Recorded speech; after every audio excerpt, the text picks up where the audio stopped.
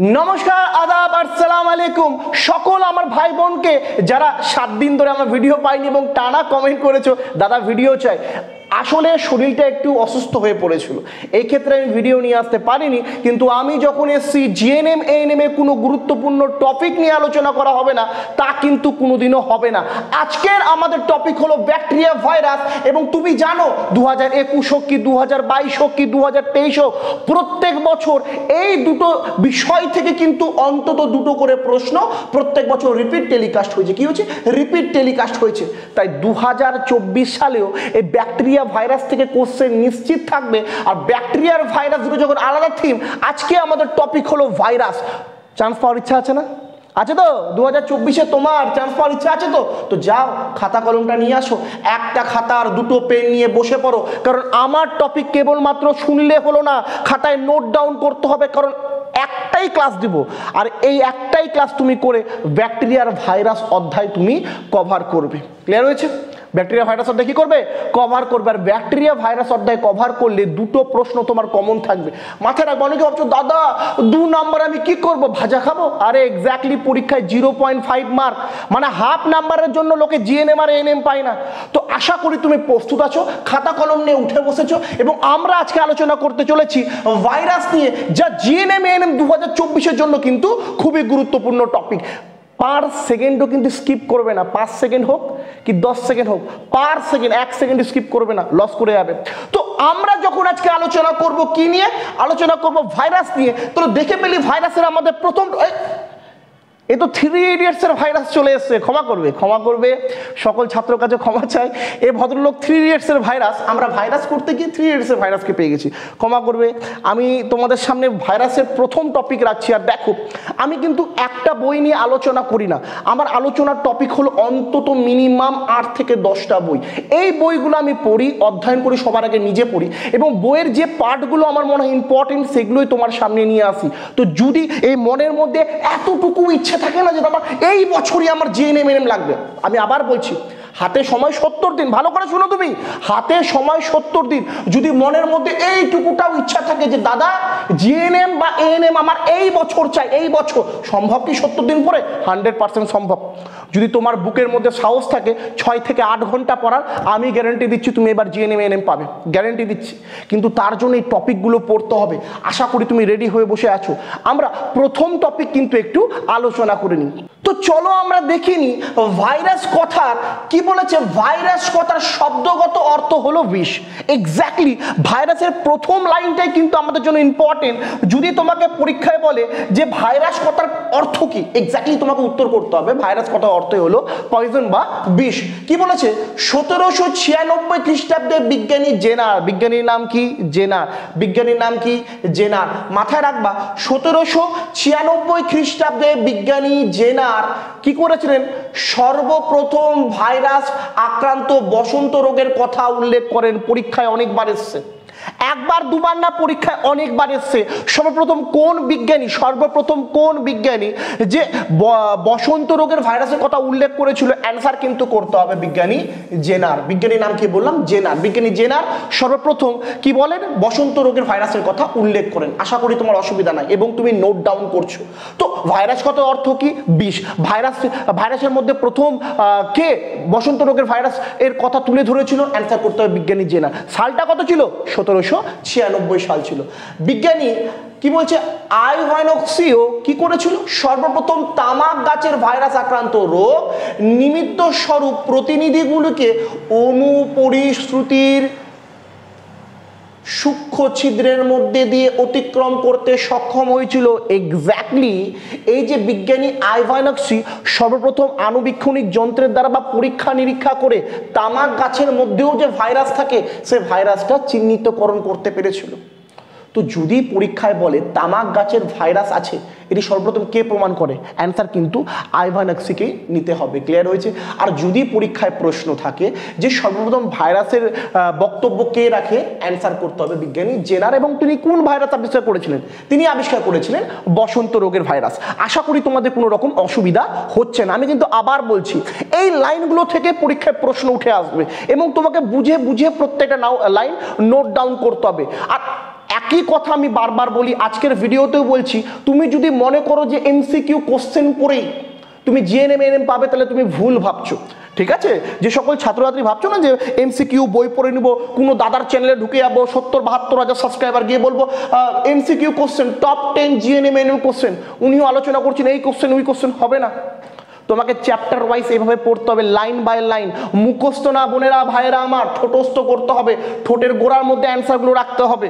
আর এটা কেবলমাত্র অধ্যয়ন করা সম্ভব ভালো করে যদি তুমি অধ্যায় ভিত্তিক পড়ো সেইভাবে। ক্লিয়ার হয়েছে?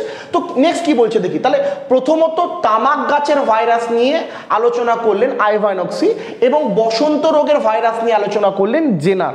এবার নেক্সট কি বলছে দেখি। এই সংক্রমণকারী তরলকে তিনি সংক্রামক সজীব তরল নামেও অভিহিত করেন। এক্স্যাক্টলি তামাক গাছের ভাইরাসকে কোন বিজ্ঞানী সংক্রামক সজীব তরল নামে অভিবাহিত করেছিল? তাহলে অ্যান্সার কিন্তু আইভানক্সির নামই আমাকে নিতে হবে। ক্লিয়ার হয়েছে? নেক্সট পয়েন্ট কি বলেছে দেখি। 1933 খ্রিস্টাব্দে জাপানের কি দিচ্ছে টাকাহাশি, এক্স্যাক্টলি সালটা মাথায় রাখবা, খুব ইম্পর্টেন্ট এটাও। 1933 খ্রিস্টাব্দে কি নাম বললাম? জাপানের টাকাহাশি, একজন বিজ্ঞানীর নাম, সর্বপ্রথম তামাক গাছের ভাইরাস আক্রান্ত মোজেক রোগের কারণ উল্লেখ করেন। খুব ইম্পর্টেন্ট, নোটটা একটু ডিপলি করলাম এই জন্য, পরীক্ষায় প্রশ্ন আসতে পারে যে মোজেক রোগের কথা সর্বপ্রথম কে উল্লেখ করেছিল? অ্যান্সার করতে হবে জাপানের টাকাহাশি। অ্যান্সার কি করতে হবে? জাপানের টাকাহাশি। খুব ইম্পর্টেন্ট, যদি পরীক্ষায় বলে তামাক গাছের মধ্যে ভাইরাস আছে এইরকম মতবাদ সর্বপ্রথম কোন বিজ্ঞানী দিয়েছিল? অ্যান্সার করতে হবে আইভানক্সি। কিন্তু যদি পরীক্ষায় প্রশ্ন আসে তামাক গাছের মোজেক ভাইরাস সর্বপ্রথম কে আবিষ্কার করেছিল? অ্যান্সার করতে হবে টাকাহাশি। ক্লিয়ার? যদি বলে কে প্রথম করেছিল? আইভানক্সি। কে প্রথম মোজেক রোগের কথা বলেছিল? টাকাহাশি। ক্লিয়ার হয়েছে? প্রত্যেকটা ডিপলি নোট করে, মানে আন্ডারলাইন করে দিলাম, নোট ডাউন করে নিবে। নেক্সট কি বলছে দেখি। এই উক্ত ভাইরাসের আকৃতি সম্পর্কে কিছু তথ্য প্রকাশ করেন এবং তিনি কিছু সামান্য তথ্য রেখেছিলেন। 1935 খ্রিস্টাব্দে মার্কিন বিজ্ঞানী স্ট্যানলি কি করে? তামাক গাছের তবাকু মোজেক ভাইরাসকে রোগ সংক্রান্ত পাতা থেকে বিচ্ছিন্ন করে এবং কেলাসিত করতে সক্ষম হয়। এক্স্যাক্টলি। এবার একজন বিজ্ঞানী বললেন আইভানক্সি যে তামাক গাছের মধ্যে ভাইরাস আছে, ভালো কথা, ঠিক আছে, তামাক গাছের মধ্যে ভাইরাস আছে, ভালো কথা। তামাক কি? তামাক গাছের দিয়ে বিড়ি তৈরি হয়, তামাক গাছের দিয়ে সিগারেট তৈরি হয়। দেখবা গ্রামের ছেলেরা কি করবে? গ্রামের ছেলেরা আমি দেখি এখন স্নান ধান করতে যাচ্ছে, মাথায় বাদাম তেল দিচ্ছে, বাদাম তেল দিয়ে, বাজাজ বাদাম তেল দিয়ে মাথা ঘষছে, গায়ের মধ্যে ডাব সাবান দিচ্ছে। আজকাল তো সাবানও দেয় না, কি বলে বডি লোশন ব্যবহার করছে ছেলেরা, আর খাচ্ছে এদিকে তামাক, খৈনি খাচ্ছে কি? বিড়ি। ঠিক আছে, তো সেই তামাকের কথাই কিন্তু এখানে আমরা বলছি। ক্লিয়ার হয়েছে? তো প্রথম তামাক গাছের মধ্যে ভাইরাস আছে বলেছিল আইভানক্সি। তামাক গাছের এই ভাইরাসের নাম দিয়েছিল মোজেক ভাইরাস। কে দিয়েছিল? সেটা দিয়েছিল টাকাহাশি। এবং মোজেক ভাইরাস বা তবাকু মোজেক ভাইরাসকে তামাক গাছের পাতা থেকে পৃথক করে, মানে ভাইরাসকে এক্স্যাক্টলি আলাদা করতে সক্ষম হয়েছিল, তার নাম কি? মার্কিন বিজ্ঞানী স্ট্যানলি। প্রত্যেকটা সাল মাথায় রাখবা, প্রথম আইভানক্সি থেকে শুরু করে একদম তোমার মার্কিন বিজ্ঞানী স্ট্যানলি অবধি সালগুলো মাথায় রাখবা। সালগুলো খুব ইম্পর্টেন্ট, পরীক্ষায় সাল পড়ে গেলে কিন্তু তখন আবার তোমার মুশকিল হবে, ভুলে গেলাম। আর এরকম ভুলে যাওয়ার সময় চলবে না, কারণ পার কোশ্চেন 40 সেকেন্ড সময় রয়েছে, পার কোশ্চেন 40 সেকেন্ড। আর পাস যদি করতে চাও বন্ধু, তাহলে কিন্তু এগুলো ভুলা চলবে না। ক্লিয়ার হয়েছে? নেক্সট কি বলছে দেখি তো। 1936 খ্রিস্টাব্দে, সালটা কত? 1936 খ্রিস্টাব্দে ইংল্যান্ডের কি ব্রেডেন, এফসি ব্রেডেন, এক্স্যাক্টলি, এবং তার সঙ্গে পিরি নামক একজন বিজ্ঞানী, তারা কি করে? ভাইরাসে প্রোটিন ও নিউক্লিক অ্যাসিডের উপস্থিতির কথা প্রমাণ করে। ভাইরাসে নিউক্লিক অ্যাসিড এবং প্রোটিনের উপস্থিতির কথা প্রমাণ করেছিল কে? বিজ্ঞানী ব্রেডেন এবং বিজ্ঞানী পিরি। দেখো ভাইরাস এর প্রথম যে নোটটা আমি তোমার সামনে পরিবেশন করলাম, এইটুকুটা কটা লাইন আছে? এক্স্যাক্টলি 1 2 3 4 5 6 7 8 9 10 11।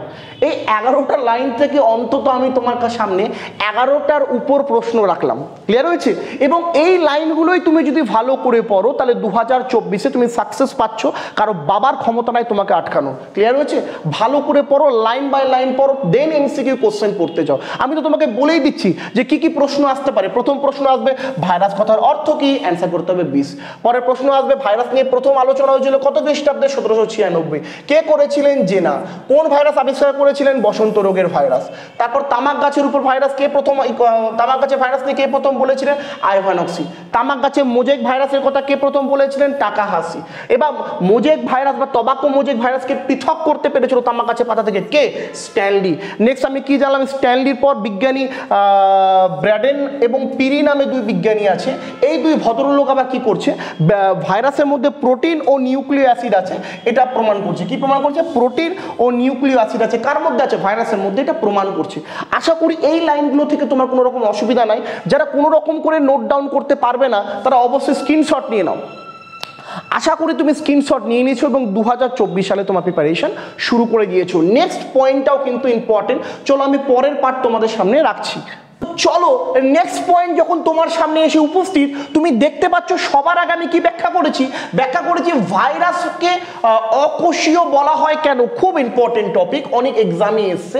দেখো আজকাল তো জিএনএমে একদম ডাইরেক্ট কোশ্চেন করছে না, ঠিক আছে, কোশ্চেন কিন্তু ডাইরেক্ট হচ্ছে না। তুমি মাথায় রেখো 40টা কোশ্চেন তুমি পাবে। কটা কোশ্চেন পাবে, 40টা। ভালো করে শোনো, 40টা কোশ্চেন তুমি পাবে। আর এই 40টা কোশ্চেনের মধ্যে 10টা কোশ্চেন হুবাহু কমন পাবে। হুবাহু, হুবাহু মানে কি, হুবাহু মানে কি, পরীক্ষায় প্রশ্ন দিবে যে নিম্নলিখিত কোন কোষকে কোষের শক্তি ঘর বলা হয়, লিখে চলে আসিও মাইটোকন্ড্রিয়া।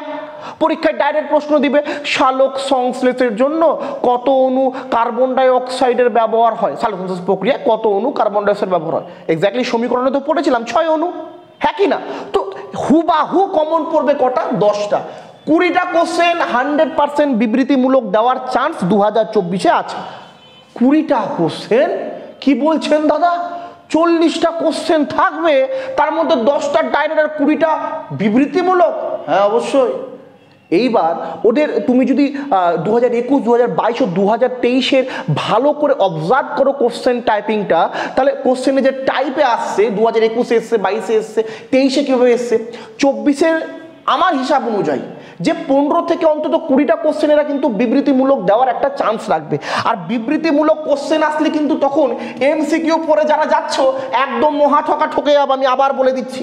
তো ভালো করে শুনো, তো এইভাবেই পড়তে হবে। কিন্তু ভাইরাসকে অকোষীয় বলা হয়েছে কেন, বিবৃতিমূলক প্রশ্ন আসলে কিরকম করে বুঝবে, পরে বুঝবে। কি বলছে দেখি তো, ভাইরাস দেহে সাইটোপ্লাজম, নিউক্লিয়াস বা নিউক্লিয় বস্তু, কোষের অঙ্গাণু থাকে না, তাই ভাইরাসকে কোষ বলা হয় না। এক্স্যাক্টলি একটা কোষের প্রধান উপাদান কি, কোষ কি কি দিয়ে গঠিত হয়, কোষ প্রধানত 2টো উপাদানে গঠিত হয়।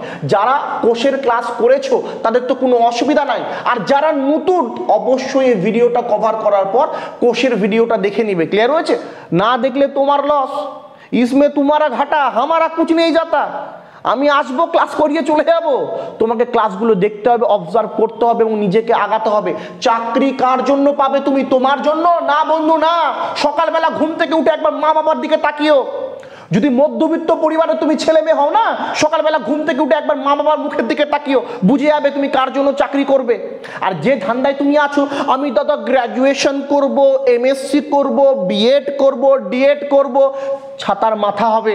তুমি যে রাজ্যে থাকো সে রাজ্যের শিক্ষা ব্যবস্থা কিরকম তোমার আশা করি জানা আছে। তাই চান্স পেতে গেলে এইবারই পেতে হবে, হাতে সময় আছে। 70 দিন পাগলের মতো খাটো, পাগলের মতো। আমি কথা ইচ্ছি হয়ে যাবে, 70 দিন পাগলের মতো খাটো। কি বলছে দেখি, ভাইরাসকে কোষ কেন বলবো না, কোষের প্রধান উপাদান কটা, 2টো। প্রথমটা কি, এক্স্যাক্টলি প্রথমটা হচ্ছে প্রোটোপ্লাজমীয় উপাদান, আর একটা হচ্ছে কোষ আবরণ। কোষ আবরণে তো কোষ পর্দা, কোষ পাঁচিল থেকে গেল, কিন্তু প্রোটোপ্লাজমীয় উপাদানের প্রধান 2টো জিনিস কি কি, একটা হচ্ছে সাইটোপ্লাজম, একটা হচ্ছে নিউক্লিয়াস। ভাইরাসের মধ্যে না সাইটোপ্লাজম থাকে না নিউক্লিয়াস থাকে। কোষের কোনো অঙ্গাণু মূলত ভাইরাসের মধ্যে লক্ষ্য করা যায় না, অঙ্গাণু থাকে না, তাই ভাইরাসকে কিন্তু কোষ বলা হয় না। কি বলছে, তাই ভাইরাস একটি অকোষীয় জীব। পরীক্ষায় যদি প্রশ্ন আসে নিম্নলিখিত কোন কারণবশত ভাইরাসকে অকোষীয় বলা হয়েছে? তখন তোমাকে মনে করতে হবে, ও আচ্ছা সুমন স্যার পড়িয়েছিল, কি পড়িয়েছিল? ভাইরাসের মধ্যে না সাইটোপ্লাজম থাকে, ভাইরাসের মধ্যে না নিউক্লিয়াস থাকে, ভাইরাসের মধ্যে না নিউক্লিয় কোনো বস্তু থাকে, এই কারণেই কিন্তু ভাইরাসকে কি বলা হয়? অকোষীয় বলা হয়। ক্লিয়ার হয়েছে? আর আরেকটা প্রশ্ন এখান থেকে বিবৃতিমূলক আসতে পারে, নোট ডাউন করবে কিন্তু। কি বলছে? ভাইরাসকে জীব ও জ্বরের মধ্যবর্তী পর্যায়ে বস্তু বলা হয় কেন? কেন একে লিভিংও বলা যেতে পারে না, কেন একে নন লিভিংও বলা যেতে পারে না? এমন কি আছে ভাইরাসের মধ্যে যা একে লিভিং ও নন লিভিং, মানে জীবজ ও অজীবজ, এক্স্যাক্টলি জৈব ও জড় বস্তুর মধ্যে মাঝখানে এনে ফেলে? দেখি তো কি বলছে। ভাইরাসের দেহে দুটি কি বলছে স্বতন্ত্র দশা লক্ষ্য করা যায়। আমাদের দেহে আর ভাইরাসের দেহের মধ্যে একটা যথেষ্ট পার্থক্য আছে। ভাইরাসের দেহে দুটি দশা লক্ষ্য করা যায়। কটা দশা? দুটি দশা। একটি দশার নাম হচ্ছে বহিঃকোষীয় দশা, আরেকটি দশার নাম হচ্ছে অন্তঃকোষীয় দশা। ভাইরাসের দেহে কটি দশা লক্ষ্য করা যায়? দুইটি। কয়টি? দুইটি। ভালো করে বলবে আমার সঙ্গে, কয়টি দশা? দুটি দশা। প্রথমটির নাম কি? প্রথমটির নাম হচ্ছে বহিঃকোষীয় দশা। পরেরটির নাম কি? পরেরটির নাম হচ্ছে অন্তঃকোষীয় দশা। ভালো করে শুনো, চান্স তোমাকে পেতে হবে, এগুলো তোমাকে পড়তেই হবে। কি বলছে দেখি তো। অন্তঃকোষীয় দশায় এরা পোষক কোষের অভ্যন্তরে জীবের মতো আচরণ করে। আচ্ছা, কার মতো আচরণ করে? জীবের মতো, এবং বংশ বিস্তার করে। এবং বহিঃকোষীয় দশায় এরা সম্পূর্ণ জ্বরের মতো আচরণ করে। আর এখান থেকেও পরীক্ষায় প্রশ্ন আসতে পারবে। ভাইরাসের দেহে দুটি দশা ঠিক আছে, কিন্তু এর মধ্যে কোন দশায় ভাইরাস পোষকের দেহে বংশ বিস্তার করতে পারে? অ্যান্সার করতে হবে অন্তঃকোষীয় দশায় পোষক কোষের মধ্যে এরা পোষক কোষের মধ্যে জীবের মতো আচরণ করবে এবং বংশ বিস্তার করবে। কিন্তু যদি বহিঃকোষীয় দশায় আসা যায়, তবে বহিঃকোষীয় দশায় এরা কেবল মাত্র জ্বরের মতো আচরণ করে, এখানে জীবের মতো আচরণ করতে পারবে না। বহিঃকোষীয় দশায় ভাইরাস জ্বরের মতো অবস্থান করে, আর অন্তঃকোষীয় দশায় ভাইরাস নিজের বংশ বিস্তার করবে এবং কোষের মতো আচরণ করবে। ক্লিয়ার হয়েছে? মাথায় ঢুকেছে? আশা করি এই নিয়ে তোমাদের কোনো রকম অসুবিধা নাই। চলো স্ক্রিনশট নিয়ে নাও। এবার লাস্ট পয়েন্টটা একটু দেখে নাও। এই বৈশিষ্ট্যগুলির জন্য ভাইরাসকে জীব ও জ্বরের মধ্যবর্তী একটি বস্তু বলা হয়। ক্লিয়ার হয়েছে? আশা করি তোমাদের কোনো রকম অসুবিধা এই টপিক নিয়ে এখন পর্যন্ত নেই। চলো আমরা পরবর্তী টপিকে হাত রাখি। দেখো, নেক্সট পয়েন্ট আমরা আলোচনা করব ভাইরাসের অবস্থিতির উপরে। এক্স্যাক্টলি কোথায় কোথায় ভাইরাস থাকে, এই ছোট ছোট পয়েন্টগুলো পড়েই কিন্তু আমাদের পরীক্ষায় একটা বড় নাম্বার উঠে আসবে। আর মাথায় রেখো, 50 মার্কের মধ্যে বায়োলজিতে তুমি যদি 35 না পেতে পারো, এইবার কিন্তু জিএনএম এনএম এর স্বপ্ন কোথাও না কোথাও সরে যাবে। আর আমি তোমাকে কথা দিচ্ছি, ভালো করে তুমি যদি ক্লাসগুলো করো, ভালো করে প্রত্যেকটা ক্লাস রিভাইজ করো, ভালো করে নোটগুলো অবজার্ভ করো, তাহলেই কিন্তু তুমি মিনিমাম 50-এর মধ্যে 35-এর উপর নাম্বার আনতে পারো। আমি গ্যারেন্টি দিয়ে বলছি 40-এর উপরও পেতে পারো। কিন্তু এক্স্যাক্টলি তুমি নিজেকে একবার প্রশ্ন করো, তুমি কি সেভাবে খাটছো? কি সেভাবে? তোমার কি মনে হয় তুমি সারাদিনে 8 ঘন্টা খাটছো? একবার মনে প্রশ্ন করিও। আর আমি বলছি, যদি খেটে নাও, পৃথিবীর কোনো শক্তির ক্ষমতা নাই 2024 সালে তোমাকে জিএনএম বা এএনএম পানো থেকে আটকাতে পারে। ক্লিয়ার হয়েছে? তো দেখি প্রথম পয়েন্ট কি বলছে, যে জলে, স্থলে কি অন্তরিক্ষে সর্বত্র ভাইরাসের অবস্থিতি লক্ষণীয়। ভাইরাস সব জায়গায় থাকে, সব জায়গায় ভাইরাস থাকে। তুমি বসে আছো, ওখানেও ভাইরাস আছে, তুমি ঘুরে বেড়াচ্ছ, ওখানেও ভাইরাস আছে।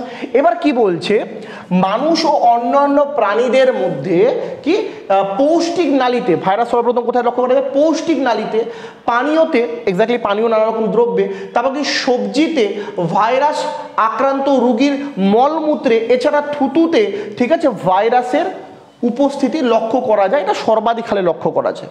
এক্স্যাক্টলি প্রথম কি বললাম, পৌষ্টিক নালীতে ভাইরাস থাকতে পারে সর্বাধিক হারে। এছাড়া কি পানীয় জাতীয় দ্রব্য, এই যে তোমরা ঘুরে বেড়াচ্ছ না, এই যে গরম পড়েছে, গরমে দেখবা সাহেবী লোকদের পরিবারের একজন স্ত্রী তার বাচ্চাকে নিয়ে যাবে, হাত ধরে বলবে, বাবু কি হয়েছে, এত গরম কেন লাগছে তোর? বলে, মাম্মি আমি খাবো, মাজা খাবো, ফ্রুটি খাবো। সঙ্গে সঙ্গে দিয়ে দিল, এই নে বাবু ফ্রুটি খা। আর বাবু ফ্রুটি ডক ডক করে খেয়ে নিল। ওই যে ফ্রুটি, কবেকার ফ্রুটি, কি করে তৈরি হয়েছে ফ্রুটি, এক্স্যাক্টলি তুমি যদি জানতে পারো যে ফ্রুটি আর মাজা কিভাবে তৈরি হয়, তৎক্ষণাৎ ওটা মুখ দিয়ে ফেলে দিবা, মুখ দিয়ে ফাঁক করে ফেলে দিবা। ঠিক আছে, এই জাতীয় তরল পদার্থের মধ্যে কিন্তু ভাইরাসের অবস্থান থাকে, এগুলো খাবে না। ক্লিয়ার? যদি বাইরে বেরোনোর ইচ্ছা থাকে, কাউকে নিয়ে বেরিয়েছো, বাবু সোনা ডার্লিংকে নিয়ে বেরিয়েছো, চলো বলো এই গরমে তুমি কি খাবে? কোল্ড ড্রিঙ্কস খাবে না, কোকা-কোলা খাবে না, মাজা ফ্রুটি এগুলো খাবে না, কি খাবে? আখের রস খাও, লস্যি খাও, সে থাকার হলে থেকে যাবে, ভালো প্রোটিন জাতীয়।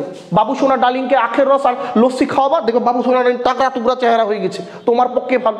ঠিক আছে, তো নেক্সট পয়েন্ট দেখছি যে আমার কিন্তু হয়ে গেল ব্যাপারটা দেখা যায় পৌষ্টিক নালীতে, প্রাণীয় দ্রব্যে, এছাড়া সবজিতে, শাকসবজি যেগুলো থাকে, যদি এখন তো মার্কেটে বেশিরভাগ শাকসবজিতে নানা রকম কীটনাশকের ব্যবহার করা হচ্ছে, সেখানেও ভাইরাস থাকে।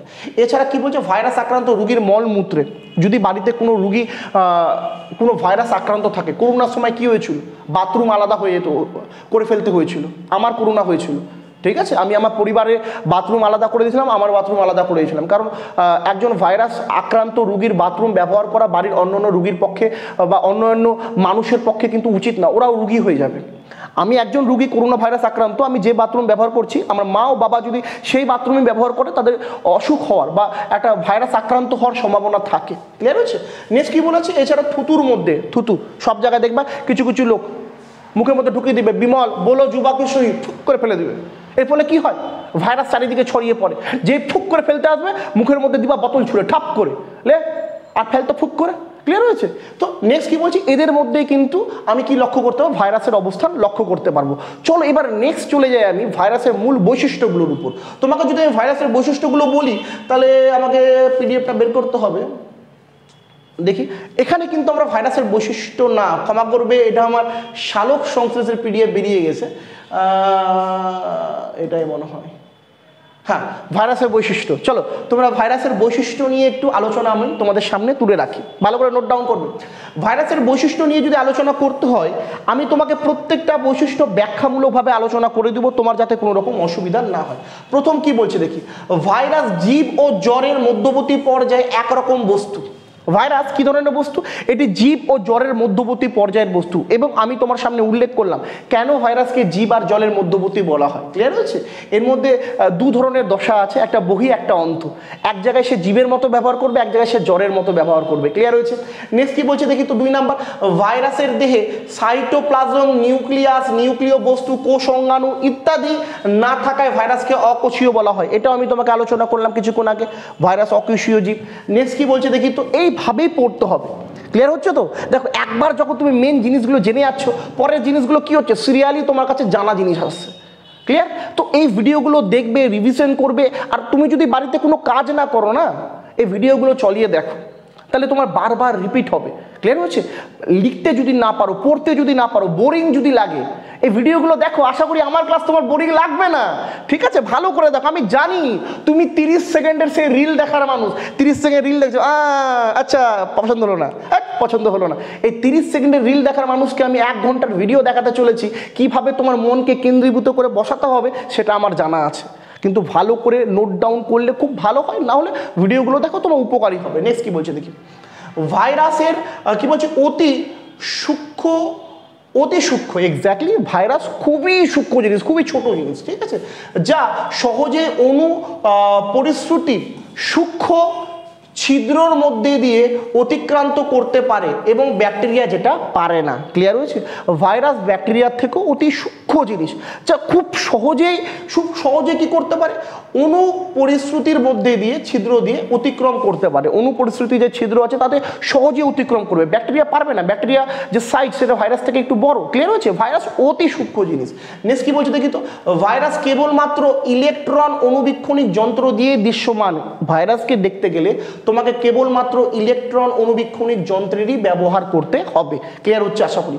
নেক্সট কি বলছে 5 নাম্বার, ভাইরাস বাধ্যতামূলক পরজীবী এবং রোগ সৃষ্টিকারী বস্তু। বেশিরভাগই ভাইরাস, 99.99% ভাইরাস, ওই ডেটলে দেয় না, 99.99% ভাইরাস, ওই 0.1% ভাইরাস আছে যারা ভালো। 99 এর বেশি, ঠিক আছে, যে ভাইরাসগুলো আছে সেগুলো মানুষের ক্ষতিই করে, সেগুলো মানুষ বা উদ্ভিদের ক্ষতি করে। আমি যখন শ্রেণীবিভাগ করবো তো বুঝতে পারবা কোনটা উদ্ভিদ ভাইরাসের ক্ষতি করে, কোনটা প্রাণী ভাইরাসের ক্ষতি করে, বা প্রাণী ভাইরাস কোনগুলো আছে, উদ্ভিদ ভাইরাস কোনগুলো আছে। ক্লিয়ার হয়েছে? নেক্সট দেখি তো কি কি বলছে, ভাইরাস কেবল পোষকের দেহ ও কোষেই প্রজনন করতে পারবে, পোষকের কোষের বাইরে এরা জ্বরের মতো আচরণ করে, এক্স্যাক্টলি যেটা পড়লাম, এবং যার জন্য ভাইরাসকে আমি অকোষীয় বললাম, এবং ভাইরাসকে যার জন্য আমি কি বললাম, জীব ও জ্বরের মধ্যবর্তী বললাম। ভাইরাসের দুটো দশা, এক জায়গায় এরা কি করতে পারে, যদি এরা মনে করে যে এরা বংশ বিস্তার করবে, তাহলে একমাত্র পোষকের দেহে এরা বংশ বিস্তার করতে পারে। সাপোজ যেমন আমার করোনা হয়েছিল, আমি বাস দিয়ে যাচ্ছিলাম, কলকাতা থেকে বাসটা আসছিল, এবং আমার পাশে একজন রুগী, ও শুধু কাশলো একবার, বাস এই যে কাশলো, কয়েকটা ভাইরাস আমার নিঃশ্বাসের মধ্যে দিয়ে কিন্তু শরীরে প্রবেশ করলো, এবং 7 দিনের মধ্যে গোটা ভাইরাসটা আমার শরীরকে আক্রান্ত করে ফেললো। মানে ভাইরাস যদি জনন করতে চায় কেবলমাত্র পোষকের দেহেই জনন করতে পারবে, আমার বাইরে। এবার যদি সেটা করে কাশলো এবং বাইরে ভাইরাসটা বেরিয়ে গেল, হাওয়ার মধ্যে সে জনন করতে পারবে না, হাওয়ার মধ্যে ভাইরাস জনন করতে পারে না। জনন করার জন্য ভাইরাসকে পোষকের দেহই লাগবে। ক্লিয়ার হয়েছে? নেক্সট কি বলছে দেখি, আর পোষকের দেহের বাইরেও জ্বরের মতো থাকবে। নেক্সট কি বলছে দেখি, ভাইরাস কেবলমাত্র প্রতিলিপি গঠন এর দ্বারাই বংশ বিস্তার করতে পারবে। প্রতিলিপি গঠনের দ্বারাই ভাইরাস বংশ বিস্তার করতে পারে। পরীক্ষায় প্রশ্ন আসতে পারে, নিম্নলিখিত কোন ধরনের জীব কেবলমাত্র প্রতিলিপি গঠনের দ্বারা বংশ বিস্তার করতে সক্ষম? অ্যান্সার করতে হবে ভাইরাস। নেক্সট পয়েন্ট কি বলছে দেখি, তোমরা দেখতে পাচ্ছ কিনা, একটু নাহলে উঠিয়ে দিই। 8 নাম্বার পয়েন্টে একটু আলোচনা করছি। 8 নাম্বার পয়েন্ট কি বলছে, না 8 নাম্বার তো হলো, 9 নাম্বার পয়েন্ট, ভাইরাস এর দেহে কোনোরূপ বিপাক ক্রিয়া পরিলক্ষিত হয় না। ভাইরাস মানুষের মতো কিন্তু বিপাক করতে পারে না, ভাইরাসের দেহে এক্স্যাক্টলি কোনো বিপাক ক্রিয়া লক্ষ্যই করা যায় না। আর লাস্ট পয়েন্ট কি বলছে, ভাইরাসের দেহে সাধারণত ডিএনএ অথবা আরএনএ যে কোনো এক প্রকার নিউক্লিয় অ্যাসিড থাকে। ভাইরাসের দেহে হয় ডিএনএ থাকবে, অন্যথা আরএনএ থাকবে। ঠিক আছে, এক্স্যাক্টলি নিউক্লিয় অ্যাসিডের দুটো ভাগ, আশা করি তুমি জানো।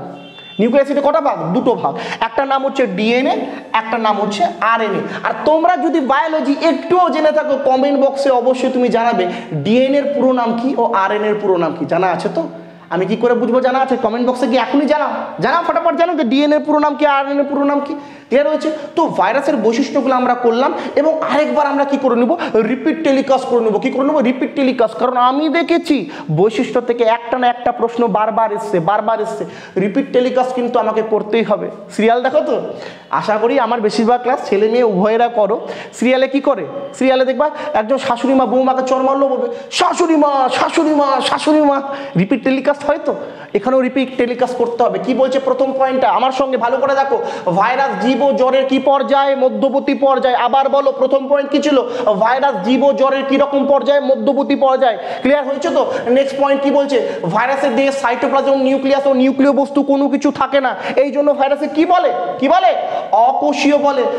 3 নাম্বার পয়েন্ট কি বলছে, ভাইরাস অতি সূক্ষ্ম বস্তু যা সহজে অনুপরিস্থিতির মধ্যে দিয়ে কি করে অতিক্রম করতে পারে। অনুপরিস্থিতির যে ছিদ্র রয়েছে তাদের অতিক্রম করতে পারে, কিন্তু ব্যাকটেরিয়া সেটা পারে না। ক্লিয়ার হয়েছে?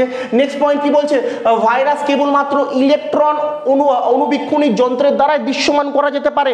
ভাইরাস দেখতে গেলে কোন যন্ত্র ব্যবহার করব? ইলেকট্রন অণুবীক্ষণিক যন্ত্রের ব্যবহার করব। ভাইরাস বাধ্যতামূলক পরজীবী এবং রোগ সৃষ্টিকারী বস্তু। 99.99% ভাইরাস এরা পরজীবী হয় এবং এরা মূলত রোগী সৃষ্টি করে। নেক্সট কি বলেছে, ভাইরাস কেবল পোষকের দেহে প্রজনন করতে পারবে এবং পোষকের দেহের বাইরে এরা কার মতো আচরণ করবে? জ্বরের মতো আচরণ করবে। ক্লিয়ার হয়েছে? 8 নাম্বার কি বলছে, ভাইরাস কেবলমাত্র প্রতিলিপি গঠনের দ্বারা বংশ বিস্তার করতে পারে। নিম্নলিখিত কোন ধরনের জীব প্রতিলিপি গঠনের মধ্যে দিয়ে বংশ বিস্তার করে? অ্যান্সার করতে হবে ভাইরাস। এবং লাস্ট পয়েন্ট কি বলেছে, কোথায় গেল, হ্যাঁ 9 নাম্বার পয়েন্ট বলেছে, ভাইরাসের দেহে কোনোরূপ বিপাক ক্রিয়া লক্ষ্য করা যায় না। আর যদি আমাকে বলতে হয় নিউক্লিক অ্যাসিডের কোন কোন ভাগ ভাইরাসের মধ্যে থাকে, আমি বলবো নিউক্লিক অ্যাসিডের ডিএনএ ও আরএনএ উভয় দ্বারাই কিন্তু ভাইরাস গঠিত হয়। এবং আমি তোমাদের কাছে একটা রিকোয়েস্ট রেখেছি, যদি তুমি ডিএনএ ও আরএনএ এর ফুল ফর্ম জানো অবশ্যই কমেন্ট বক্সে গিয়ে কমেন্ট করবে। আশা করি বৈশিষ্ট্য তোমার সামনে ক্লিয়ার। ভাইরাসের বৈশিষ্ট্য ক্লিয়ার হওয়ার পর চলে যাই আমরা পরবর্তী ভাইরাসের পার্টে। দেখো, কেবলমাত্র পরীক্ষার হলে কিন্তু যে উপকারী ভাইরাস আর অপকারী ভাইরাস পরে আমি চলে যাব আর পরীক্ষা আমি ফাটিয়ে দিব, হাহাকার করে দিব, পরীক্ষা আমি আগুন লাগিয়ে দিব, হবে না। তোমাকে প্রত্যেকটা টপিক ভালো করে পড়ে যেতে হবে, ঠিক আছে? তো প্রথমে কিন্তু আমি ভাইরাস নিয়ে একটু আলোচনা করে দিলাম, ভাইরাসের বৈশিষ্ট্য আলোচনা করলাম, কেন ভাইরাসকে অকোষীয় বলা হয়, কেন ভাইরাসকে জড় ও জীবের মাঝখানে রাখা হয় সেগুলো আলোচনা করলাম। এখন কিন্তু আমি সবার আগে ভাইরাসের গঠন নিয়ে একটু আলোচনা করে নিব, যাতে তোমাদের কোনো অসুবিধা না হয়। ভাইরাসের গঠনও কিন্তু একটা ইম্পর্টেন্ট টপিক, যেটা পরীক্ষার জন্য এই বছর অন্তত পরীক্ষার জন্য একটা গুরুত্বপূর্ণ জায়গা আছে। ঠিক আছে, তো গুরুত্বপূর্ণ জায়গায় আছে। কিন্তু কি বলছে, ভাইরাসের দেহ প্রধানত দুটি অংশ থাকে। ভাইরাসের দেহে কটি অংশ থাকে? দুটি। এক্স্যাক্টলি প্রথমটা বহিরাবরণ, যেটাকে আমি ক্যাপসিড বলছি। কি বলছি সেটাকে আমি? ক্যাপসিড। ভাইরাসের বহিরাবরণ, যে আবরণটা ভাইরাসকে বাইরের দিক দিয়ে ঘিরে রেখেছে। আরেকটা বলবো ভাইরাসের আমি ক্যাপসিডের পর মধ্যস্থ অংশ, যেটাকে আমি নিউক্লিয়েড বলবো। কি বলবো? নিউক্লিয়েড বলবো। দুটো অংশ ভাইরাসের, একটার নাম কি বললাম? ক্যাপসিড, আর একটার নাম কি বললাম? নিউক্লিয়েড। একটার নাম কি বললাম? ক্যাপসিড, আর একটার নাম কি বললাম? নিউক্লিয়েড। আশা করি তোমার অসুবিধা নাই। এবার আমি জানবো বাইরের আবরণ এবং বাইরের আবরণের মাঝখানের আবরণ। ধরে নাও এটা আমার ভাইরাস, এটা আমার কি? ভাইরাস। এই যে বাইরের যে আবরণটা, এটাকে আমি কি বলবো? ক্যাপসিড। কি বলবো? ক্যাপসিড। আর ভিতরের যে আবরণটা বা ভিতরের মধ্যে যে ক্যাপসিডের ভিতরে যেটা রয়েছে, সেটাকে আমি কি বলবো? নিউক্লিয়েড। ক্লিয়ার হয়েছে? তো ক্যাপসিড নিয়ে একটু আলোচনা করে নিই, কি কি প্রশ্ন ক্যাপসিড থেকে পরীক্ষায় থাকতে পারে। ভাইরাসের বাইরের আবরণটিকে ক্যাপসিড বলা হয়, অনেকবার এক্সামে এসছে। VVI, very very important question, line by line তুলে বুঝিয়ে দিচ্ছি। এমনকি ওয়েস্ট বেঙ্গলে এমন কোনো ইউটিউব চ্যানেল নাই যারা আমাদের মতো অধ্যায় ভিত্তিক ক্লাস করায়। যদি থাকে কমেন্ট বক্সে লিখতে পারো, দাদা এই চ্যানেল করায়। কিচ্ছু করাবে না, দুটো টপিক আলোচনা করে কেটে পড়বে আর MCQ নিয়ে আলোচনা করতে থাকবে। MCQ নিয়ে কটা ভিডিও আছে আমাদের চ্যানেলে? নাই। আমরা আগে অধ্যায় ভিত্তিক আলোচনা করছি, তারপর MCQ। আর আমার মনে আছে, আমার এক বন্ধু আমাকে বলেছিল যে 2021, 2022 ও 2023-এর যে প্রিভিয়াসের কোশ্চেনগুলো এসছে, সেটা কোন অধ্যায় থেকে এসছে আলোচনা করব। আমি তার জন্যই সেগুলো রেডি করছি। ঠিক আছে, তো তার আগে তুমি এগুলো ভালো করে পড়ে নাও। তো ভাইরাসের বাইরের যে আবরণটি, তাকে কি বলা হয়? ক্যাপসিড বলা হয়। কি বলা হয়? ক্যাপসিড বলা হয়। এটি প্রোটিন দ্বারা গঠিত। পরীক্ষায় প্রশ্ন আসতে পারে, ভাইরাসের বাইরের আবরণ ক্যাপসিড। ভাইরাসের বাইরের আবরণ কি দ্বারা গঠিত? প্রোটিন দ্বারা গঠিত। এবার কি বলছে? এটি নিউক্লিয়েডকে রক্ষা করে। ভিতরের যে আবরণ থাকছে নিউক্লিয়েড, তাকে রক্ষা করছে। ঠিক আছে, এই অংশের প্রধান কাজই হচ্ছে এইটা।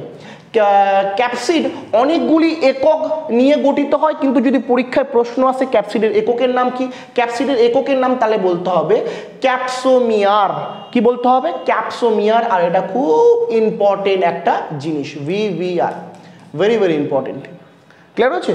তো যদি তোমাকে প্রশ্ন করে ক্যাপসিডের এককের নাম কি, আমি কি বলবো? ক্যাপসোমিয়ার। বংশ বিস্তারের সময় এই অংশটি পোষকের দেহের বাইরেই পরিত্যক্ত হয়। এক্স্যাক্টলি ক্যাপসিড, ভাইরাস যদি মনে করে বংশ বিস্তার করবে, তাহলে সে পোষকের দেহের মধ্যে কিন্তু এটা ত্যাগ করবে। তো এক্স্যাক্টলি ক্যাপসিড নিয়ে আমার আলোচনা হয়ে গেল, যে ভাইরাসের যে বাইরের স্তর, তাকে আমি কি বলছি? ক্যাপসিড, যেটা নিউক্লিয়েডকে কি করছে? রক্ষা করছে। এবার নিউক্লিয়েড নিয়ে আলোচনা করিনি। নিউক্লিয়েড কি বলছে? এটি ভাইরাসের ক্যাপসিডের মধ্যস্থ অংশ, ক্যাপসিডের ভিতরে থাকে। এটি নিউক্লিক অ্যাসিড দ্বারা গঠিত। খুব ইম্পর্টেন্ট। ভাইরাসের কোন অংশ প্রোটিন দ্বারা গঠিত? ক্যাপসিড। ভাইরাসের কোন অংশ নিউক্লিক অ্যাসিড দ্বারা গঠিত? নিউক্লিয়েড। ক্লিয়ার হয়েছে? কোন অংশ প্রোটিন দ্বারা? ক্যাপসিড। কোন অংশ নিউক্লিক অ্যাসিড দ্বারা? নিউক্লিয়েড। ক্লিয়ার হয়েছে? এবার কি বলছে দেখি তো, ভাইরাসের দেহের DNA ও RNA, ডিএনএও থাকতে পারে, আরএনএও থাকতে পারে, যে কোনো এক প্রকার নিউক্লিক অ্যাসিড থাকে। এক্স্যাক্টলি প্রাণীদেহের নিউক্লিক অ্যাসিড দুটো আমি আগেই বলেছি, একটা ডিএনএ আর একটা আরএনএ। তো ভাইরাসের দেহের ডিএনএও থাকতে পারে, আরএনএও থাকতে পারে। মূলত যদি আমি উদ্ভিদ ভাইরাসের কথা বলি, তাদের দেহের মধ্যে আরএনএ থাকে। আর মূলত যদি আমি ব্যাকটেরিয়া ভাইরাসের কথা বলি, তাদের দেহের মধ্যে শুধুমাত্র ডিএনএ থাকে। দাদা, ব্যাকটেরিয়া ভাইরাস আর প্রাণী ভাইরাস কি একই? না বন্ধু, না। উদ্ভিদ ভাইরাসে কি থাকছে? কেবলমাত্র আরএনএ। ব্যাকটেরিয়া ভাইরাসে কি থাকছে? ডিএনএ। কিন্তু যদি প্রাণী ভাইরাসের কথা বলি, সেখানে ডিএনএ আরএনএ উভয় থাকবে। যেমন বোঝায় যে বসন্ত ভাইরাস কিন্তু ডিএনএ দ্বারা গঠিত, আবার অপরভাবে ইনফ্লুয়েঞ্জা ভাইরাস যেটা আছে প্রাণীদের, সেটা কিন্তু আরএনএ দ্বারা গঠিত। যত উদ্ভিদ ভাইরাস আছে সব আরএনএ দ্বারা, যত ব্যাকটেরিয়া ভাইরাস আছে সব ডিএনএ দ্বারা। কিন্তু প্রাণী ভাইরাস ডিএনএও হতে পারে অথবা আরএনএ হতে পারে, কোনো একটি দ্বারা গঠিত হতে পারে। নেক্সট কি বলছে দেখি তো, প্রোটিন ছাড়া, তোমরা দেখতে পাচ্ছ কিনা আমি উপরে একটু তুলে দিই, খুব ইম্পর্টেন্ট পয়েন্ট আছে, পয়েন্টটা নোট ডাউন করবে, এর জন্য পয়েন্টটাকে রাখা হয়েছে। প্রোটিন ছাড়া ভাইরাসের দেহে বিশেষ ধরনের উৎসেচক থাকে। যদি ভাইরাসের দেহে প্রোটিন ছাড়া বলো কি থাকে, বিশেষ ধরনের উৎসেচকও থাকে।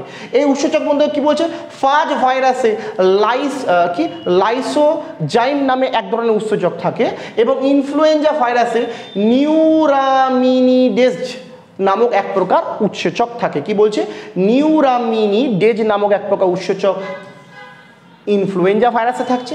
আর ফাজ ভাইরাসের মধ্যে আবার কি থাকছে, লাইসোজাইম নামক এক প্রকার কি থাকছে, উৎসেচক থাকছে। আশা করি প্রত্যেকটা পয়েন্ট আমি তোমাদের সামনে তুলে ধরতে পেরেছি এবং তোমরা প্রত্যেকটা পয়েন্ট নোট ডাউন করেছো। ঠিক আছে, চলো ভাইরাসের গঠনের পর ভাইরাসের অপর একটি পার্ট আলোচনা করি, যেটি পরীক্ষা এবছর আসতে পারে। নোট ডাউন করো ভাইরা বোনেরা, যে জেলা থেকে তুমি দেখো, চান্স তোমাকে তো পেতে হবে, আর এই বছরই পেতে হবে। ক্লিয়ার হচ্ছে? চলো নেক্সট পার্টে কিন্তু হাত রাখি। চলো এবার আমার সামনে কিন্তু চলে এসছে ভাইরাসের শ্রেণীবিভাগ। আর ভাইরাসের শ্রেণীবিভাগ কিন্তু খুবই গুরুত্বপূর্ণ টপিক, খুবই গুরুত্বপূর্ণ। তো আমি ভাইরাসের শ্রেণীবিভাগ করব কিভাবে, আমি তোমাদের আগেই বলেছি, জীব পৃথিবীতে দুটা ভাগে বিভক্ত, একটা বেটা উদ্ভিদ, একটা বেটা প্রাণী। তো উদ্ভিদ এর ক্ষেত্রেও ভাইরাস লক্ষ্য করা যাবে, প্রাণী এর ক্ষেত্রেও ভাইরাস লক্ষ্য করা যাবে, এবং অপরদিকে তৃতীয় একটা ভাইরাস থাকে যেটাকে আমরা ব্যাকটেরিয়া ভাইরাস বলি, সেটা নিয়েও কিন্তু আমরা আলোচনা করব। ভাইরাসকে আমরা মূলত তিন ভাগে ভাগ করব। একটা কি করব, একটা করব উদ্ভিদ ভাইরাস, একটা করব কি করব প্রাণী ভাইরাস, আর লাস্ট একটা কি করব, আমি একটা করব ব্যাকটেরিয়া ভাইরাস। ক্লিয়ার হয়েছে? আশা করি তোমার কোনো রকম অসুবিধা হবে না।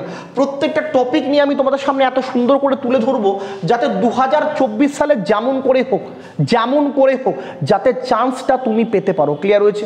তো প্রথম থিম যদি আমি দেখি, উদ্ভিদ ভাইরাস নিয়ে আমি প্রথমে আলোচনা করেছি। উদ্ভিদ ভাইরাস কি বলছে দেখি, যেসব ভাইরাস উদ্ভিদে রোগ সৃষ্টি করে বা বংশ বিস্তার করে তাদেরই তো উদ্ভিদ ভাইরাস বলে। আর আমি কি বলেছি, ভাইরাস কথার অর্থ বিষ, আর ডেটলের অ্যাডের মতো 99.99% ভাইরাসই কি খারাপ ভাইরাস, যেটা প্রাণীদেহ উদ্ভিদে কি করে, ক্ষতি করে, ক্ষতিকারক ভাইরাস।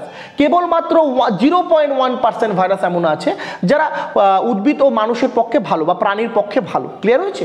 তো যে সমস্ত ভাইরাস উদ্ভিদদের ক্ষতি করে, উদ্ভিদদেহকে রোগগ্রস্ত করে, তাদেরকে তো উদ্ভিদ ভাইরাস বলবে। যেটা উদ্ভিদ দেহে ছড়াবে, জনন করবে উদ্ভিদ দেহে, তাদেরকে উদ্ভিদ ভাইরাস বলবে। কি বলছে দেখি তো, টোবাকো মোজাইক ভাইরাস। যেমন আমি কি বললাম, টোবাকো মোজাইক ভাইরাসের কথা বললাম, যেটা শর্ট ফর্ম টিএমভি। মাথায় রাখবা কিন্তু, এই টিএমভি পরবর্তীতেও পাবা। ঠিক আছে, নেক্সট কি বলছে দেখি তো, পি মোজাইক ভাইরাস, এটাকে কিন্তু পিএমভিও বলা হয়। ঠিক আছে, পিএমভিও বলা হয় পি মোজাইক ভাইরাসকে। তারপর বিন মোজাইক ভাইরাস, এটাকে কি বলা হয়, বিএমভি বলা হয়। ক্লিয়ার হয়েছে? এই যে শর্ট ফর্মগুলো টিএমভি, পিএমভি, বিএমভি, এগুলা কিন্তু একটু মাথায় রাখো।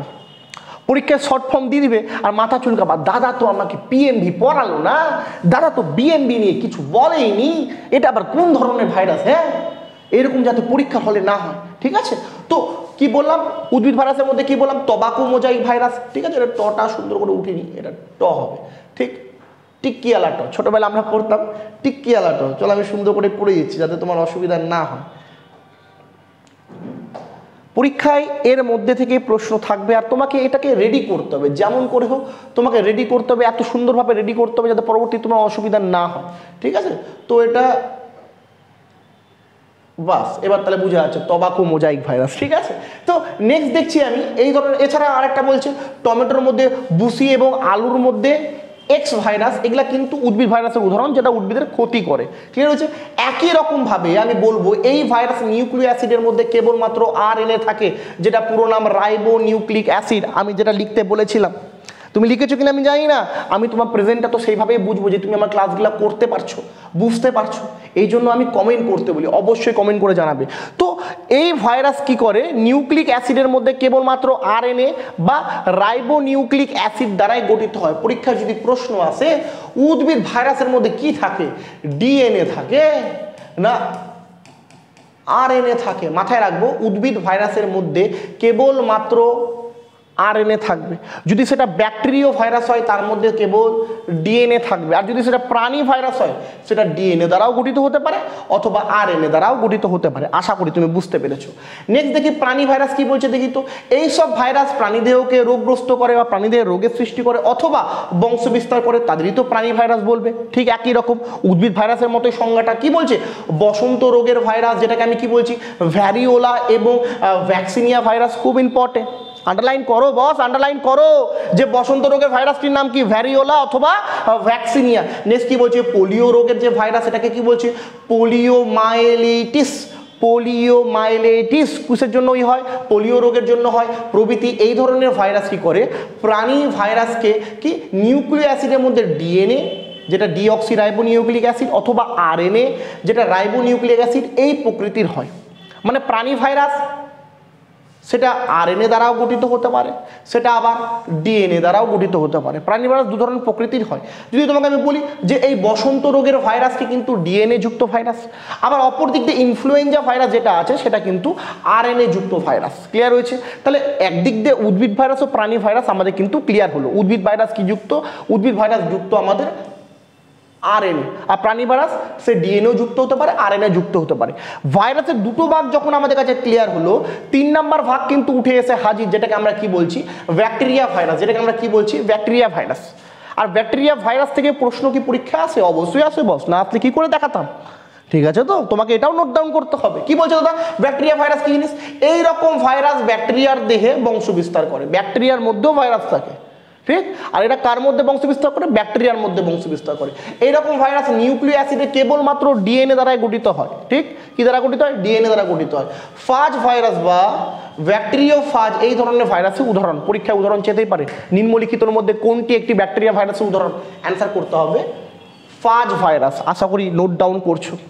এই ক্লাসগুলি একমাত্র সিরিজ যেটা তোমাকে জিএনএম এর শীর্ষে নিয়ে যেতে পারবে, ঠিক আছে? মা বাবা, ভাই বোন, বিবাহিত হলে স্বামী, বাচ্চা কাচ্চা, প্রত্যেকটা পরিবারের লোক তখনই খুশি হবে তুমি যখন সাকসেস পাবে। যে শাশুড়ি মা, তুমি চিন্তা করছো না শাশুড়ির কাছে গাল খাবো, যখন জিএনএম এএনএম পাবে তখন টাকায় টাকা গুনবে। এখন তো এএনএম স্টার্টিং স্যালারি 30,000, আর জিএনএম মনে হয় 40-এর কাছাকাছি করে দিচ্ছে। 36 থেকে 38 হলে এখন বলছে 40 হবে। 40,000 টাকা আমি যখন বাড়িতে ঢুকবার টাকা গুনতে গুনতে শাশুড়ি মাকে 10,000 টাকা দিয়ে দেবা। শাশুড়ি মা 10,000, শাশুড়ি মা ডু ফেস্টিভ্যাল। শাশুড়ি মা বলবে মাই গড, আমার ছেলে পেটে মানুষ করলাম তাও 10,000 টাকা মাসে দেয় না, বৌমা দেয়। কোলে করে নিয়ে ঘুরবে শাশুড়ি তোমাকে, কিন্তু তার জন্য তোমাকে চাকরি পেতে হবে বন্ধু আমার। চাকরি না পেলে এগুলো হবে না। সবার স্বপ্ন, তোমার পরিবারের সবার স্বপ্ন তুমি সফল করতে পারবা, তুমি অন্য কারো উপর তোমাকে ডিপেন্ড করতে হবে না, চাকরিটা পেয়ে যাও, ঠিক আছে? নেক্সট কি বলছে দেখি তো। নিউক্লিক অ্যাসিডের উপস্থিতির উপর ভাইরাসকে কিন্তু আবার দুভাগে আমি ব্যাখ্যা করলাম, যেটা বারবার বলছি। নিউক্লিক অ্যাসিডের উপর ভাইরাস দু রকম হয়, একটা আরএনএ যুক্ত হয় আর একটা ডিএনএ যুক্ত হয়, ঠিক? নিউক্লিক অ্যাসিডের উপর এক্স্যাক্টলি নিউক্লিক অ্যাসিডের দু রকমই, একটা ডিএনএ একটা আরএনএ। তো যদি আমি এটা ব্যাখ্যা ভালোভাবে তোমাদের সামনে রাখি, তাহলে দেখো আমি একটা ছক তোমাদের সামনে রেখেছি। আমি অনেকগুলো বই ঘেটে এই ছকগুলো কিন্তু সুন্দর করে তোমার সামনে রেখেছি। দেখো ডিএনএ যুক্ত ভাইরাস লিখে রেখেছি, এবং ডিএনএ যুক্ত ভাইরাসের মধ্যে তুমি যদি ভালো করে দেখো প্রাণী ভাইরাস ও উদ্ভিদ ভাইরাস করে আলাদা করে রেখেছি। ডিএনএ যুক্ত ভাইরাসের যদি প্রাণী ভাইরাসের কথা বলি আমি এখানে, সেখানে কি বলবো? বসন্ত ভাইরাস, তারপর কি বলছে হাফিজ ভাইরাস, পোলিও ভাইরাস, এগুলো সব ডিএনএ যুক্ত ভাইরাস। এগুলো কি যুক্ত ভাইরাস? এগুলো সবই বসন্ত ভাইরাসও প্রাণী ভাইরাস, হাফিজ ভাইরাসও, পোলিও ভাইরাসও, আর এই সকল ভাইরাস কি যুক্ত? ডিএনএ যুক্ত। আর এগুলো পরীক্ষা আছে নিম্নলিখিতর মধ্যে কোনটি ডিএনএ যুক্ত ভাইরাস নয়? হয় দিবে না বন্ধু, এগুলাতে দিবে নয়, কারণ ওরা জানে যে তুমি জানো যে ডিএনএ যুক্ত ভাইরাসের নাম কি। আর ওরা তোমার একটা জিনিসই বরবাদ করতে যায়, সেটা হচ্ছে টাইম, ঠিক? তো টাইম বরবাদ করা যাবে না, কারো পিছনেও এখন বরবাদ করবো না, কারো সামনেও এখন বরবাদ করবো না। টাইম কাজে লাগাতে হবে, এগুলো তোমাকে পড়তে হবে যাতে পরীক্ষার হলে তোমার অসুবিধা না হয়। ডিএনএ যুক্ত যদি উদ্ভিদ ভাইরাসের কথা বলো, সেখানে আমি কি বলবো? ফুলকপির মধ্যে মোজেক ভাইরাস এবং সোয়ানোফাজ ভাইরাস, এছাড়া ব্যাকটেরিয়া ভাইরাস, এছাড়া ফাজ ভাইরাস, টি2 ভাইরাস, এগুলো সবই ডিএনএ যুক্ত কি ধরনের ভাইরাস? উদ্ভিদ ভাইরাস। তো ডিএনএ যুক্ত প্রাণী ভাইরাসও আমার সামনে ক্লিয়ার, ডিএনএ যুক্ত উদ্ভিদ ভাইরাসও আমার সামনে ক্লিয়ার। নোট ডাউন করছো আশা করি, স্ক্রিনশট তুলছো আশা করি, ঠিক আছে? বারবার বলবো না, তোমাকে বি রেডি থাকতে হবে। পরীক্ষায় তুমি বসবে, আমি না, আর সাকসেস তোমাকে আনতে হবে। 70 থেকে 75 মার্ক আনলে ওয়েস্ট বেঙ্গলের যে কোনো কলেজের একটা সিট তোমার জন্য অপেক্ষা করছে, ঠিক? এগুলা ভালো করে করো। নেক্সট কি বলছে? আরএনএ যুক্ত ভাইরাস। উদ্ভিদ ভাইরাসের নাম কি? টিএমভি ভাইরাস, জানো কিছুক্ষণ আগে পড়ালাম, টবাকো মোজাইক ভাইরাস, এছাড়া পি মোজাইক ভাইরাস, এছাড়া বিন মোজাইক ভাইরাস বা বিএমভি।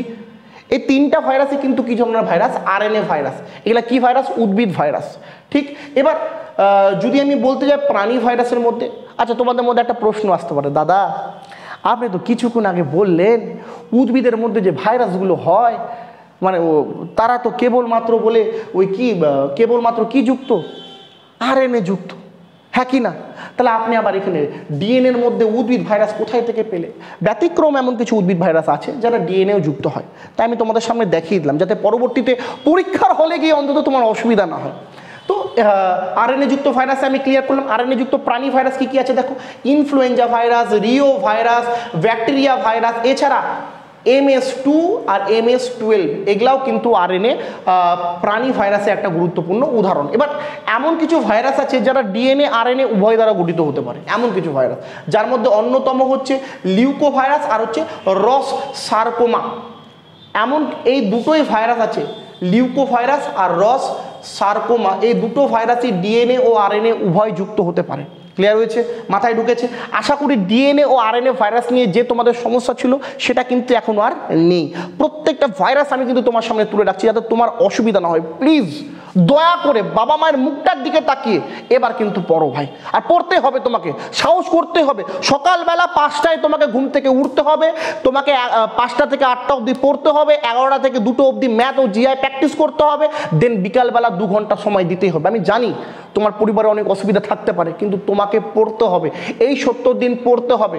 দরকার পড়লে যদি তুমি কোনো কাজ করো বা আমার হাতে পায়ে জোরে বাড়িতে থাকো যে প্লিজ 2টো মাস আমার লাইফে আমাকে তোমরা সময় দাও, সাকসেস আনো, হয়ে যাবে। আমি বলছি হয়ে যাবে, এই 70 দিনে হয়ে যাবে, আমি কথা দিচ্ছি হয়ে যাবে। ভালো করে পড়ো, ঠিক আছে? নেক্সট আমি যদি তোমাদের সামনে রাখি, আমাকে এইচআইভি নিয়ে একটু আলোচনা করতে হবে, ঠিক? এইচআইভি এমন একটি ভাইরাস যেটা পরীক্ষায় অনেকবার এসছে, এবং এইচআইভি রোগ খুবই কিন্তু ডেঞ্জার একটা ডিজিজ, একটা খুবই ভয়ঙ্কর ভাইরাস। এবার এইচআইভি যদি বলি, এইচআইভি অর্থাৎ হিউম্যান ইমিউনো ডেফিসিয়েন্সি ভাইরাস, পুরো নাম আশা করি ক্লিয়ার। এইচআইভি পুরো নাম কি? Human immunodeficiency virus. মানব দেহে এডস, ঠিক আছে, অ্যাকোয়ার্ড ইমিউনো ডেফিসিয়েন্সি সিন্ড্রোম দ্বারাই কিন্তু এটা কি হয়, ছড়িয়ে পড়ে, ঠিক? নেক্সট কি বলছে? রোগ সৃষ্টি করে। এক্স্যাক্টলি এইচআইভি একটা ভাইরাসের নাম, আর এইচআইভি ভাইরাস দ্বারা কোন রোগ সৃষ্টি হয়? এইডস রোগ সৃষ্টি হয়। ভাইরাসটা পুরো নাম কি? Human immunodeficiency virus. আর যে রোগটা সৃষ্টি করে এইডস, তার পুরো নাম কি? Acquired immunodeficiency syndrome. এই রোগের সৃষ্টি করে। এবং এইচআইভি কি বলছে? প্রজননকারী বস্তু আরএনএ এবং কোষে একটি ডিএনএতে রূপান্তরিত হয়। এই রকম ভাইরাস বাহকের রক্ত বিপর্যয়ের মধ্যে কি করে? বাহিত করে। এক্স্যাক্টলি এইচআইভি কি করে জানো? ভালো করে বুঝো। এবার রক্তের তুমি যদি উপাদান ভালো করে পড়ে থাকো, রক্তের 2টো উপাদান থাকে, একটা কি থাকে? আরবিসি, আর একটা কি থাকে? ডাব্লিউবিসি। এইচআইভি সবার আগে হয়ে এই ডাব্লিউবিসিকে, হোয়াইট ব্লাড সেলকে নষ্ট করে দেয়। এবার যদি হোয়াইট ব্লাড সেলই নষ্ট হয়ে যায়, তোমার দেহে নানা রকম রোগ বিরোগ আক্রান্ত হওয়া শুরু হয়ে যাবে। এইচআইভি আর ক্যান্সার এই রোগের ওষুধ হয় না। যদি কোনো মার্কেটে কোনো কোম্পানি দাবি করে কি না যে এইচআইভি আর ক্যান্সারের ওষুধ বানিয়ে দিয়েছে, তাহলে সুপ্রিম কোর্টে তার নামে কেস হয়ে যাবে। পতঞ্জলি কি বলছিল? পতঞ্জলির গুলি খাও, করোনা থেকে দূরে সরাও, করোনাকে দূরে সরাও। পতঞ্জলির গুলি খাও, করোনা দূরে সরাও। পতঞ্জলির নামে কেস হয়ে গেল, ভুলভাল ওষুধ বের করেছিল, কত হাজার কোটি টাকা সুপ্রিম কোর্ট কেস ঠুকে দিয়েছে। খুব ভয়ানক ভাইরাস যেটা হচ্ছে এইচআইভি, মানবদের খুবই ক্ষতি করে। আশা করি তোমার সামনে ব্যাকটেরিয়া আর ভাইরাসের মধ্যে যে ভাইরাসের থিমগুলো আমি আজকে তুলে রাখলাম সেটা তোমার ক্ষেত্রে খুবই হেল্পফুল হবে। দেখো এই জিনিসগুলোই পরীক্ষায় আসবে। নেক্সট পার্ট আমি ব্যাকটেরিয়া নিয়ে আসবো, তবে তোমাদের কাছে রিকোয়েস্ট করবো এই ভিডিওতে কমসে কম আমার 500 লাইক চাই। ক্লিয়ার হচ্ছে? আশা করি তুমি ভিডিওটা তোমার ভালো লাগলে তুমি লাইক করে অবশ্যই যাবে, কমেন্ট বক্সে কমেন্ট করবে, এবং আমাকে উৎসাহ দানের জন্য কমেন্ট বক্সে মাস্ট বি কমেন্টটা প্লিজ করবে, ঠিক? ভালো করে পড়ো। অল দ্য ভেরি বেস্ট 2024 প্রিপারেশনের জন্য। আরও পড়তে হবে, আরও জানতে হবে। ক্লিয়ার হয়েছে?